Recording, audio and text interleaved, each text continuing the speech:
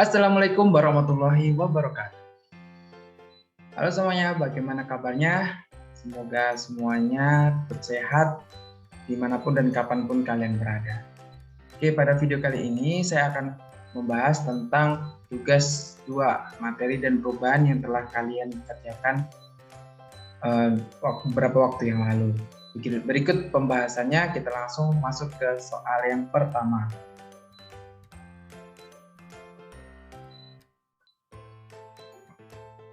Oke, soal pertama, sebanyak 30 mili etanol dicampurkan dengan 75 mili air. Berapa kadar etanol dalam campuran tersebut? Oke, di sini ada campuran antara etanol dan air. Etanol dan air. Di mana jumlah etanolnya adalah 30 mili. Sini. Lalu jumlah airnya adalah 75 mili. Nah, jika campuran etanol dan air ini berarti jumlah totalnya adalah 105 mili. Oke, berarti untuk menghitung kadar etanol dalam bentuk persen sama dengan seperti pada rumus kadar yang sudah kita ketahui, berarti di sini adalah volume etanol dibagi dengan volume total campuran dikali 100%. Oke, volume etanolnya di sini sudah diketahui yaitu 30 mili dibagi dengan 105 ml dikali 100%. Nah, di sini hasil yang didapatkan adalah kita hitung menggunakan kalkulator 28,57%. Nah, cukup mudah bukan?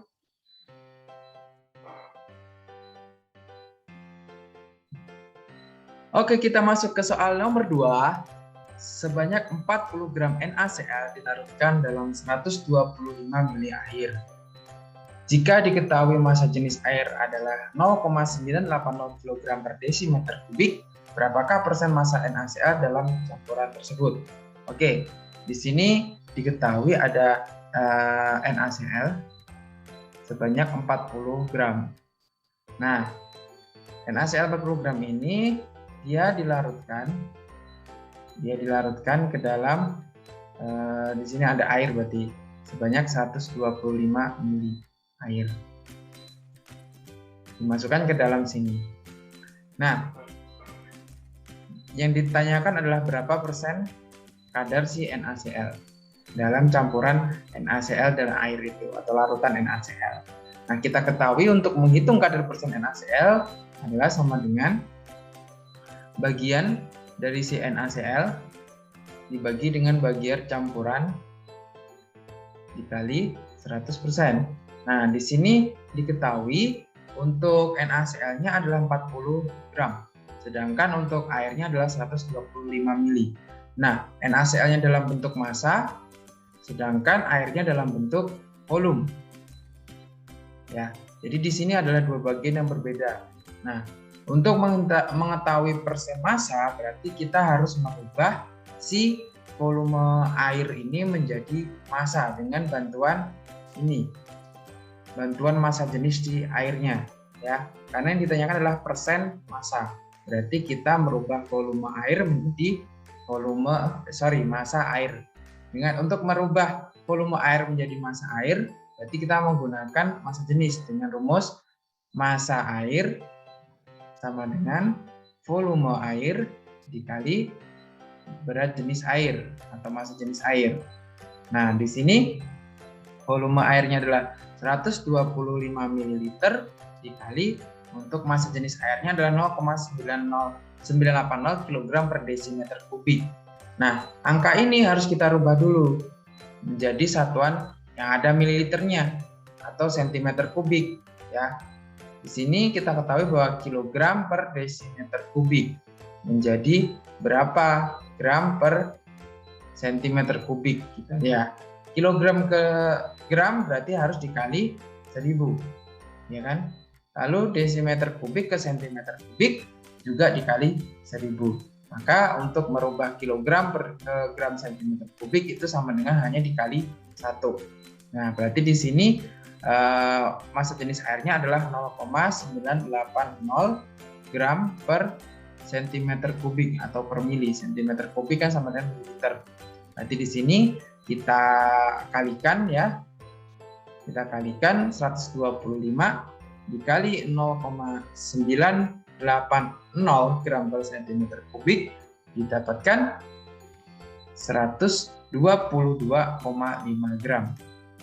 Nah, setelah kita temui massa airnya, berarti kita bisa menghitung berapa persen NaCl-nya dengan cara, berarti di sini NaCl-nya adalah 40 gram dibagi dengan campuran di sini berarti antara NaCl yaitu 40 gram ditambah si airnya yaitu 122,5.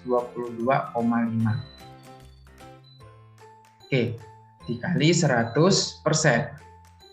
Oke, saya pindah ke sini ya.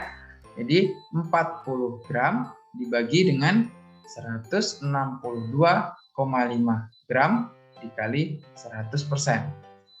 Ya, di sini kita hitung pakai menggunakan kalkulator. Didapatkan kadar sebesar 24,62%. Ini untuk jawaban nomor 2. Oke, kita lanjut ke soal nomor 3. Di sini soalnya yaitu suatu sampel mengandung 200 ppj senyawa bauksit yang tersusun dari 40% aluminium. Berapa ton sampel yang harus diolah agar memperoleh 2 kg aluminium? Nah, di sini berarti kita pahami dulu soalnya ya. Ini misal ada sebuah sampel. Ini sampel. Nah, ternyata di dalam sampel ini ada bauksit, yaitu senyawa bauksit, di mana senyawa bauksitnya adalah 200 bagian per 1 juta sampel. Ada 200 bagian per 1 juta sampel itu adalah senyawa bauksit. Sementara sisanya adalah ya kita nggak tahu, kita nggak peduli. Nah, lalu di sini yang tersusun dari 40% aluminium. Jadi di dalam bauksit itu sendiri, di dalam bauksit ini itu ternyata ada 40% aluminium. Jadi yang 60% senyawa bauksit itu nggak tahu, kita unsur yang lain kita tidak peduli. Yang penting di sini 40% dari senyawa bauksitnya adalah si aluminium ini. Pertanyaannya, jika si aluminium itu ditanyakan adalah 2 kg, berarti berapa sampelnya? Berarti sampel yang harus diolah itu berapa jika ingin didapatkan 2 kg.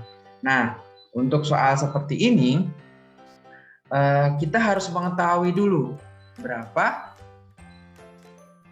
kadar aluminium dalam sampel. Ya. Kan yang diketahui di sini adalah kadar si bauksit dalam sampel yaitu 200 ppj dan kadar aluminium dalam bauksit itu 40%. Tapi untuk kadar aluminium dalam sampel itu belum diketahui, maka kita harus cari dulu. Nah, untuk mencarinya berarti sini kadar aluminium dalam sampel dapat dicari dengan cara, nah di sini kan berarti kadar bauksitnya 200 ppj, berarti 200 ppj dikali, dan di dalam 200 ppj itu 40%-nya adalah aluminium. Ya, berarti 200 ppj dikali 40% sama dengan, kita hitung ya. Saat ini 40% itu kita rubah menjadi 40/100 ya. Jadi 200 ppj dikali 40/100, ini nolnya kira-kira begini. Jadi 2 dikali 40 ada 80 ppj. Nah, 80 ppj ini adalah kadar Al di dalam sampel. Oke, 80 ppj adalah kadar Al dalam sampel. Jika sudah diketahui kadar Al dalam sampel, maka kita bisa menghitung berapa sih sampel yang harus diolah agar didapatkan 2 kg aluminium. Nah, kita ketahui bahwa BPJ aluminium sama dengan massa aluminium dibagi dengan massa sampel dikali 10 pangkat 6. Oke, di sini BBJ aluminium sudah diketahui yaitu 80 yang kita cari tadi. Massa aluminium yang ingin didapatkan adalah 2 kg dibagi dengan massa sampel dikali 10 pangkat 6. Oke, kita pakai perhitungan matematika. Ini saya pindah ke sini ya. Oke, saya kasih garis di sini. Pembatasnya biar jelas. Jadi kita kali silang. Ya, kali silang berarti massa sampelnya dirubah jadi di atas. Massa sampel kita ganti X saja. X sama dengan 2 kg dikali 10 pangkat 6 dibagi 80. Oke, lalu kita hitung nih ya, kita hitung.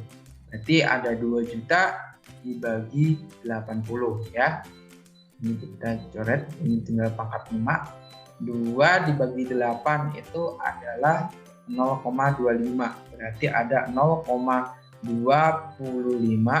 di 0,25 pangkat dikali 10 pangkat 5 atau 25.000 kg. Oke, berarti untuk yang ditanyakan adalah berapa ton, berarti 25 kg ini sama dengan 25 ton.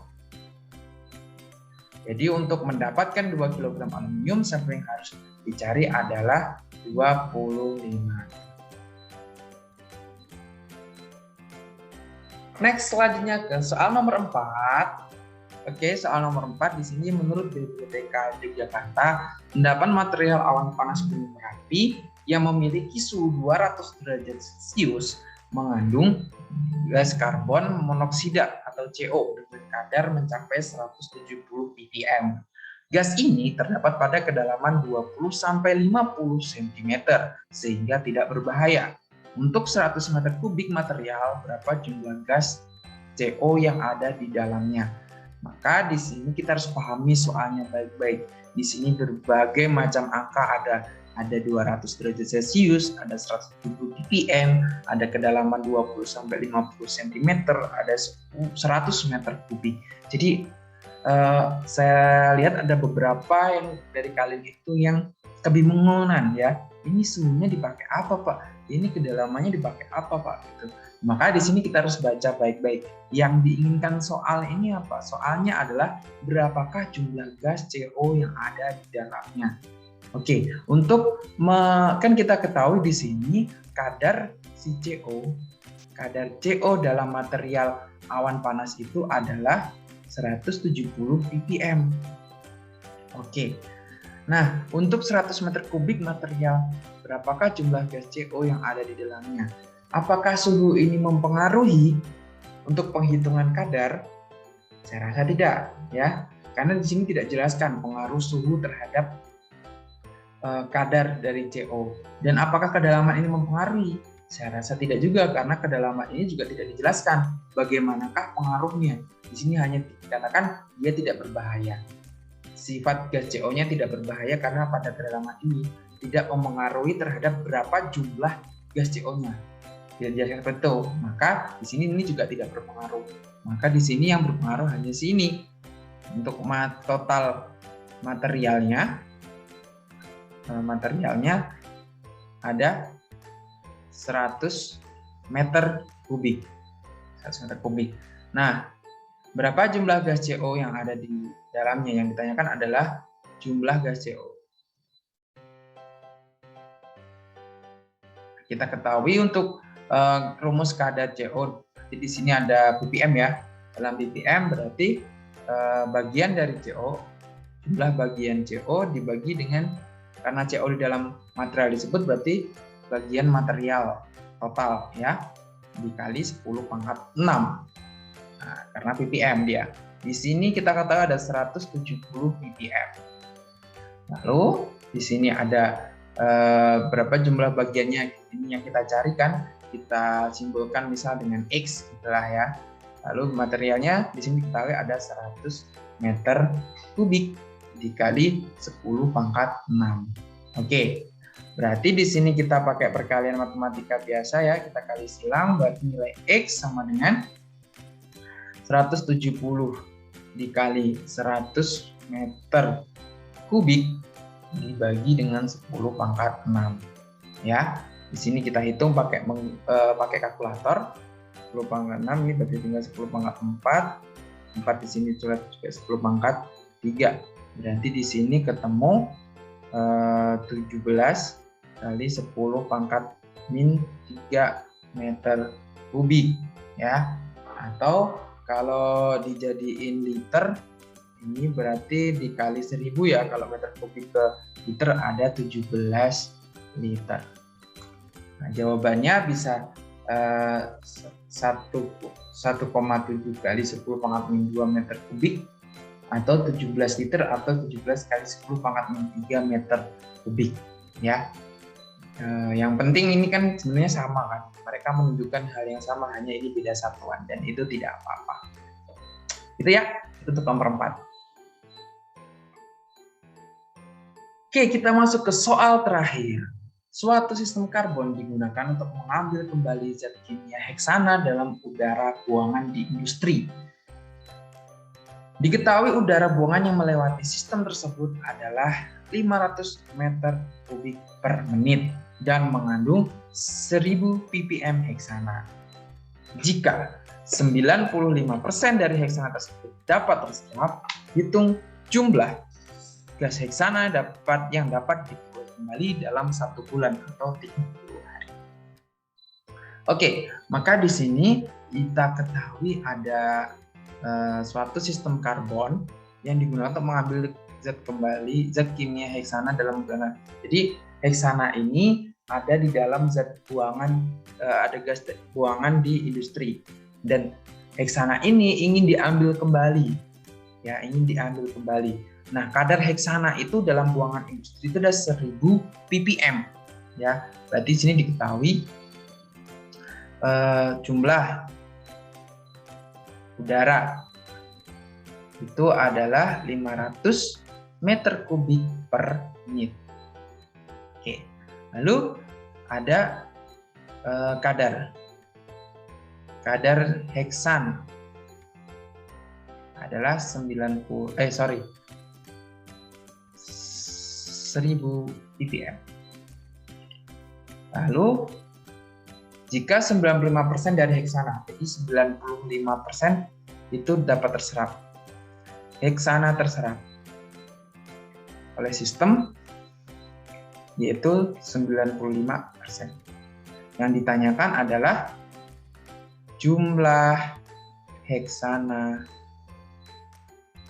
yang diperoleh kembali, berarti yang terserap ya, yang terserap selama 1 bulan. Oke, baik, ini hampir sama seperti soal nomor 2 tadi ya. Jadi ada kadar heksana dalam campuran itu 100 ppm dan kadar heksana yang terserap adalah 95%. Berarti kita bisa mencari kadar heksana terserap. Oke, terserap. Berarti kadar heksana terserap berarti 95% dikali 1000 ppm. Dapatkan, kita hitung ada 950 ppm. Jadi kadar heksana terserap di udara itu adalah 950 ppm. Nah, berarti kita bisa cari jumlah heksana terserap per menit. Nah, berarti di sini kan kita ketahui ppm heksana sama dengan jumlah heksana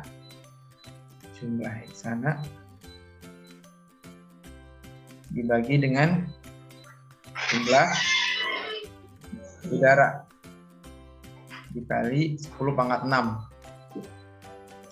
Nah, di sini kita tahu itu 950 jumlah ppm-nya, jumlah heksananya adalah yang kita cari X, jumlah udaranya adalah 500 meter kubik dikali 10 pangkat 6.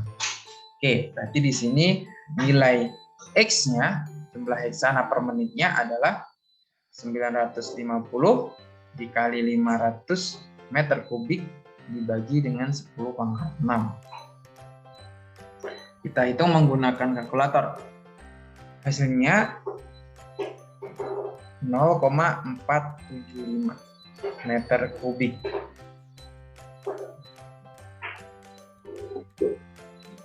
Nah, apakah selesai sampai di sini? Ternyata belum, karena di sini masih jumlah heksana yang terserap per menitnya.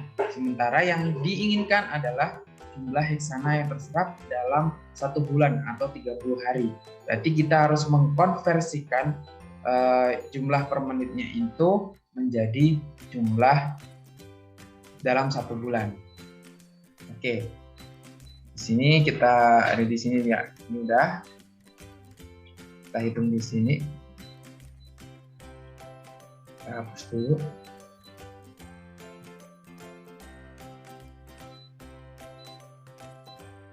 Oke, selanjutnya kita hitung. Di sini adalah 0,475 meter kubik per menit dalam satu menit. 1 jam itu ada 60 menit ya, jadi 6 dikali 60 menit per jam. Dalam 1 hari ada 24 jam, berarti 24 jam per hari dikali 30 hari. Oke, kita hitung ya. 0,475 dikali 60 dikali 24 dikali 30. Dihasilkan 20.520 meter kubik. Jadi dalam 1 bulan jumlah heksana yang terserap adalah 20.520 meter kubik. Ya, itu tadi pembahasan dari tugas 2 materi dan perubahannya. Mungkin bisa kalian cocokkan dengan jawaban kalian yang sudah kalian kerjakan beberapa waktu lalu. Dan semoga kedepannya yang masih salah kemarin bisa diperbaiki untuk kedepannya sehingga tidak mengalami kesalahan lagi. Itu saja dari saya, tetap semangat. Sampai jumpa di pertemuan selanjutnya. Wassalamualaikum warahmatullahi wabarakatuh.